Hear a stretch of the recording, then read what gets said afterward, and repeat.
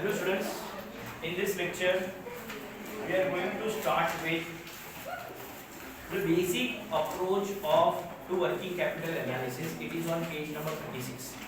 Page number 36 ઉપર જે આપણે basic approach કીધો છે regarding the working capital, that's we are going to start. Listen everyone, 13 point જે છે estimation working capital requirement and computation of the working capital. Estimation તમને explain કરીશ કે કેવી રીતના થાય, but practical sums તમારા સિલેબસમાં નથી, એટલે આપણે practical sums કરવાના નથી. ખાલી theoretical part જ તમને FM માં પૂછાય છે, ટેક્સ્ટબુક માં તમને practical sums દીધા છે, but તમારા સિલેબસમાં that is not included. Clear? So સૌથી પહેલા આપણે point number 12 basic approach to working capital analysis start કરીએ. કોણ રીડ કરશે? ઓલા દિવસે હાથ ઉપર કર્યો તો જેને બાકી હતું કોણ હતું? કર. એ કર્યો તો એના પછી કરી sir. The analysis of working capital shows change in balance working capital either in rupee or in percentage. The analysis, that is the change in balance, can be measured under following three approaches. First, ratio analysis. The ratio analysis of working capital useful for management to check the efficiency with which working capital is being used in the business. The important ratio for this is as follows. A current ratio.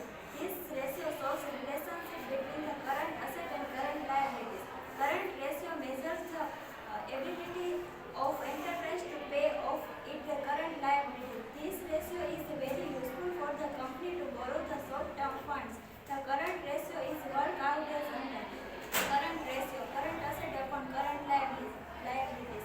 A current ratio of 2:1 is considered reasonable for the sound of business. Listen, હવે સૌથી પહેલા આપણે એ લોકોએ analysis find out કરવાનું છે, એટલે કેટલું working capital છે આપણે રૂપીસમાં કરીએ, પર્સન્ટેજમાં કરીએ, અલગ અલગ દેશમાં આપણે કેલ્ક્યુલેટ કરીએ છીએ. તેમાં તો સૌથી ફર્સ્ટ આપણે જીતેલું છે રેશિયો.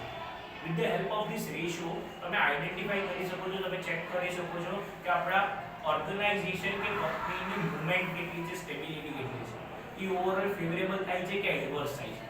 જે મોડલ મેનેજમેન્ટ એકાઉન્ટમાં તમને ઓવરઓલ ખબર પડે, કમ્પેરિઝન કરી શકો કે લાસ્ટ યર કેટલો હતો અને અત્યારે કેટલો, એ તમારા ઓર્ગેનાઇઝેશન માટે સારો છે, ફેવરેબલ, ખરાબ છે તો એડવર્સ. એવી રીતના આપણે with the help of this ratio આપણે ફાઇન્ડ આઉટ કરી શકીએ.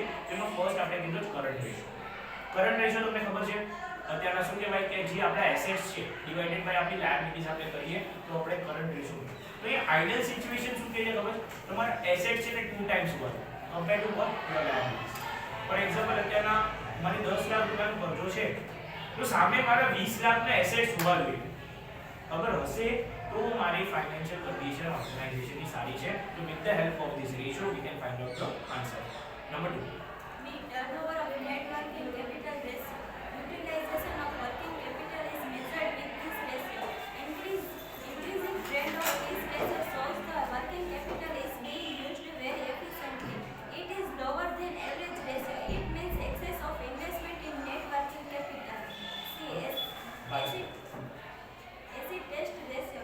It is called quick ratio. It measures the immediate ability of an enterprise to pay off its current liability.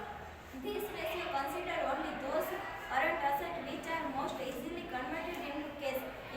Inventories are excluded from the current asset. This ratio is as follows.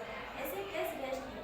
Quick current asset except inventory current upon current liabilities. A quick ratio of 1:1 is considered favorable. Listen, હવે અહીંયા આપણે શું specify કર્યું છે? Turnover of the net working capital.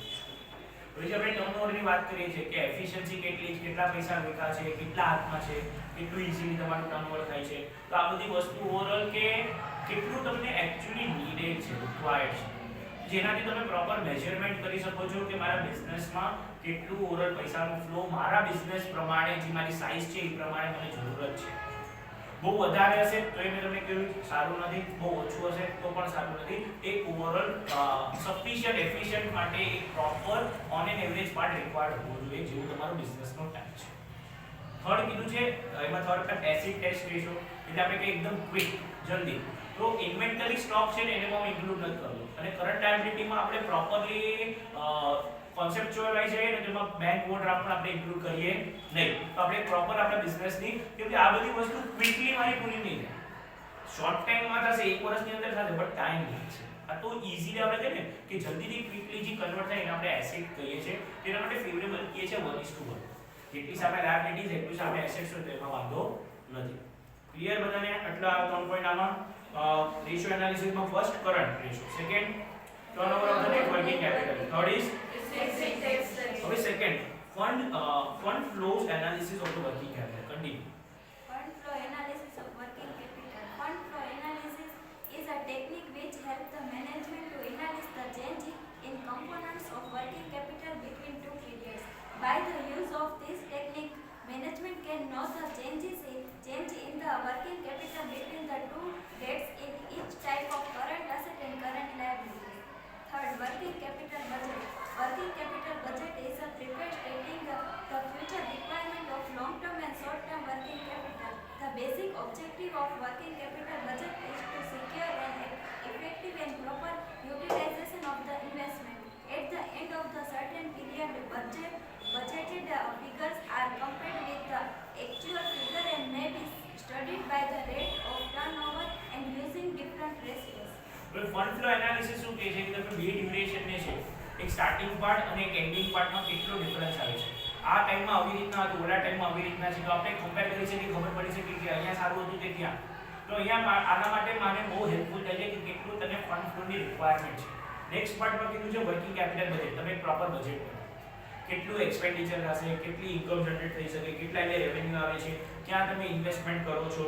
તો overall બજેટેડ ફિગરથી એક overall આપણે idea લઈ શકીએ. તેના ફર્સ્ટ ફેબ્રુઆરીના બજેટ પ્રેઝન્ટ થયું, તેના ઉપરથી ઓવરઓલ ફર્સ્ટ એપ્રિલ કેવી રીતના ઇમ્પ્લિમેન્ટ કરવાનું બધા આઈડિયા છે ને. બહુ રોડ માટે આટલા રૂપિયા દીધા છે સાઉથમાં, તો આટલામાં ઓવરઓલ આપણું બની જશે, કેટલા રોડ બનશે, કેવી રીતના બનશે, તો એક બજેટ એસ્ટિમેશન છે. તો એની ઉપર આપણે એપ્લાય કરવાનું છે. તો અહીંયા એ જ કહે છે તમે બજેટ ફોર્મ કરો, એની એસ્ટિમેશન ઉપર તમને ખબર પડે કે કેટલું એસેન્શિયલ છે, કેટલું રિક્વાયર્ડ છે, કેટલું ઓવરઓલ આપણે કઈ જે રિક્વાયર્ડ નથી. તો આ બધી વસ્તુ આપણે ખબર પડી શકે છે. હવે નેક્સ્ટ આપણે આ ઓવરઓલ આપણે 12 પોઈન્ટ જોયો કે ટોટલ 3 પાર્ટમાં ડિવાઇડેડ છે. First ratio, second fund flow અને થર્ડ બજેટ. ક્લિયર? હવે આપણે estimating the working capital requirement and computation of the working capital. એસ્ટિમેશનમાં આપણે સ્પેસિફાઈ કર્યું કેવી રીતના પ્રોડક્શન થાય, કેવી રીતના પેકિંગ થશે, કેવી રીતના સેલ્સ થશે, કેવી રીતના સેલ્સ થશે તો પૈસા આવશે, પાછળ રો મટીરીયલ છે, પાછું પરચેસ થશે. ટોટલ એક આખું એક સાયકલ છે. આ શું છે? આખું એક પ્રોડક્શનનું સાયકલ છે. ઓપરેટિંગમાં કે મટીરીયલ ક્યાંથી લેશું, ફ્યુઅલ ક્યાંથી લેશું, પાવર ક્યાંથી આવશે, લેબર ક્યાંથી, એટલે આપણે કે ઓપરેટિંગ એક્સપેન્સીસ બધી વસ્તુ એમાં આપણે ઇન્ક્લુડ કરીએ. એક આપણે ખબર પડે. આ તો એક આખું પ્રોડક્શનની સાયકલ છે. આ તો ખાલી ઓપરેટિંગને આપણે કેવી રીતના ઓપરેટ કરશું, કેટલું પ્રોડક્શન કરવાનું, કેટલું નથી કરવાનું. તો આ બધી વસ્તુ આપણે એને કેટલું ઓપરેટ, કેટલો ઓર્ડર આવ્યો છે, પ્રમાણે કેટલું લેબર રિક્વાયર્ડ છે, એટલે મટીરીયલ રિક્વાયર્ડ છે. તો આ બધી વસ્તુ આપણે કેલ્ક્યુલેટ કરી શકીએ છીએ. તો અહીંયા આપણે ઈ સ્પેસિફાઈ કર્યું છે. પછી આગળ એ લોકો આપણે એક્ઝામ્પલ્સ દીધા છે જે તમને એક્ઝામમાં આવવાના નથી. હવે પેજ નંબર બધા પેજ નંબર 42 પર આવી જાઓ. આવી ગયા. The trade off between profitability and the risk. Liquidity versus profitability દીધું ને. હવે કોણ રીડ કરશે? તું રીડ કર. The trade-off between profitability and risk. It is assumed that the greater the amount of working capital, the less is the level of risk, or the greater the amount of working capital, more is the liquidity of the firm. On the other hand, lower the level of working capital, less is the liquidity of the firm. That is more risk. Thus, relationship between risk and liquidity is inverse. In other words, if working capital decreases, the level of risk decreases. A large amount of investment in current assets means low rate of return because excess investment in current assets not have enough return but more liquidity is maintained. A smaller amount of investment in current assets means more risk. There are two policies. First, conservative policy and aggressive policy.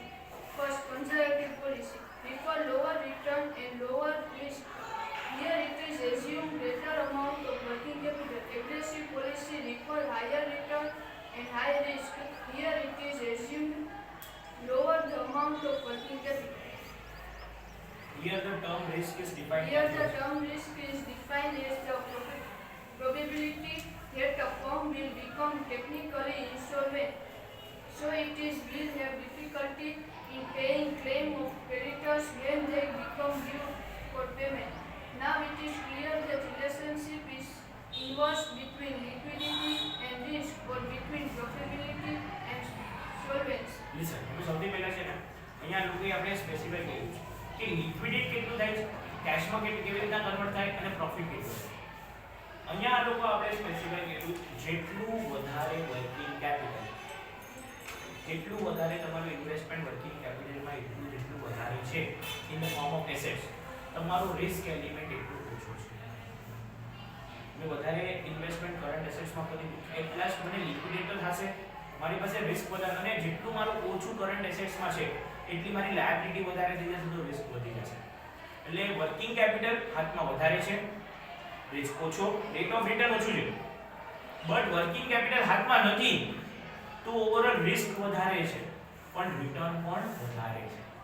કેમ કે liability છે, overall તમે હાથમાં flow નથી, એ stop થઈ જાય છે. તો એ લોકો બે પોલિસીના માટે એક્સપ્લેન કરે છે, કન્ઝર્વેટિવ અને બીજી એગ્રેસિવ. કન્ઝર્વેટિવમાં શું કહે છે, refers lower return profit and lower risk. Here it is assumed that the greater amount of working capital, risk એ ઓછું સામે પ્રોફિટ એ ઓછું. પણ મારે વધારે રિસ્ક, ઘણા લોકોની એવી કેપેબિલિટી હોય કે વધારે રિસ્ક નથી લેવું, ભલે ઓછો પ્રોફિટ મળે તો વાંધો નહીં, પણ સેફ બિઝનેસ કરીએ. તો સેફ બિઝનેસ માટે વધારે વર્કિંગ કેપિટલ. ઘણા લોકો કે હાથમાં પૈસા નથી, રિસ્ક લઈએ વધારે પ્રોફિટ થશે, તો એના માટે ઓછું વર્કિંગ કેપિટલ હશે તો આ ચાલશે, તો એને એગ્રેસિવ કહીશું. એને શું કહીશું, એગ્રેસિવ. સેફ માટે કન્ઝર્વેટિવ, રિસ્ક માટે ઓવરઓલ એગ્રેસિવ. ક્લિયર આ બે કોન્સેપ્ટ. હવે એક આપણે ટેબલ લીધું છે નેક્સ્ટ પેજ પર. જો હવે અહીંયા લોકો લાયબિલિટી છે ને સેવ રાખ્યું. લાયબિલિટી ને શું રાખ્યું, 20000 દેખાય બધાને ટેબલમાં, હા કે ના? હા. અને કરંટ એસેટ જો એમાં ચેન્જ છે, એમાં શું છે, ચેન્જ. મારું કરંટ એસેટ 70000 છે અને અહીંયા મારું 20 લાયબિલિટી મારું શું છે 20000, બરાબર. તો ઈ ટાઈમે ઓવરઓલ મને કેટલું રિટર્ન દેખાય છે, 50% દેખાય છે અર્નિંગ. આપણે rate of return on total assets ની વાત કરીએ તો આપણે શું છે, earning before tax upon total assets દેખાય છે.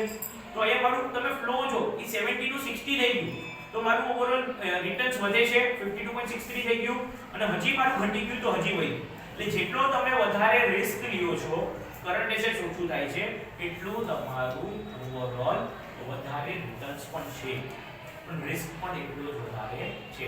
જો અહીંયા જો તમે 70 60 50 ડિક્લાઇન થયું, બટ એનો ઓવરઓલ રિટર્ન્સ જે છે એ શું થાય છે, વધે છે. એ જ વસ્તુ અહીંયા આપણે કીધું. ક્લિયર આ વસ્તુ બધાને ક્લિયર થઈ? બે પોલિસી, વન ઇઝ કન્ઝર્વેટિવ. કન્ઝર્વેટિવમાં વધારે વર્કિંગ કેપિટલ કે ઓછું, વધારે, અને એગ્રેસિવમાં ઓછું. ઓછું છે અહીંયા રિસ્ક વધારે છે કે ઓછો છે, અને રિટર્ન્સ પણ સેમ. અહીંયા ઓવરઓલ વધારે રિટર્ન્સ નથી અને રિસ્ક કે વધારે નથી. ઈ બહુ નોમિનલ છે, બહુ ઓછો છે. ક્લિયર આ કોન્સેપ્ટ? હવે નેક્સ્ટ લેક્ચરમાં આપણે વર્કિંગ કેપિટલ મેનેજમેન્ટ સ્ટાર્ટ કરશું. તમારે હમણાં ઓવરઓલ નોટબુકમાં લખવાનું છે point number 12, basic approach of the working capital analysis. Okay, thank you.